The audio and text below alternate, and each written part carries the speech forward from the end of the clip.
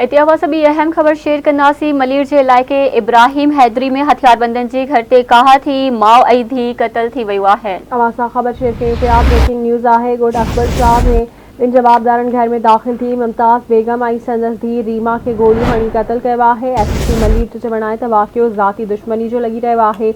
वधीक जांच हलंदड़ आहे। ब्रेकिंग न्यूज़ आहे। अवां खबर शेयर कयूं पिया।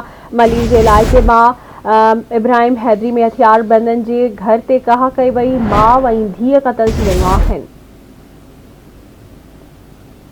अवां खबर शेयर कंदासीं। ॻोठ अकबर शाह में ॿिनि जवाबदारनि घर में दाख़िल थी मुमताज़ बेगम ऐं संदसि धीउ रीमा खे गोलियूं हणी क़तल कयो आहे।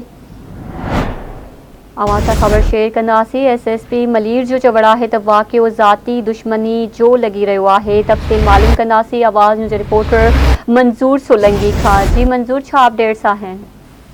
जी, इब्राहिम हैदरी थाने जी हद आहे अली अकबर शाह ॻोठ में, जिथे अणॼातल जवाबदारनि घर में घिड़ी जेको आहे माउ ऐं धीउ खे फायरिंग करे क़तल करे छॾियो।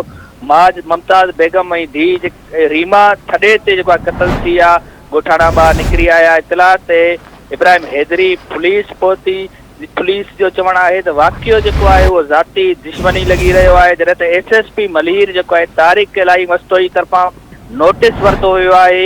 एसएसपी जो चवणु आहे त जवाबदारनि खे ट्रेस करे फौरी तौर गिरफ़्तार कयो वेंदो ऐं जेको आहे वाक़िए जी जेकी आहे जांच कई वेंदी।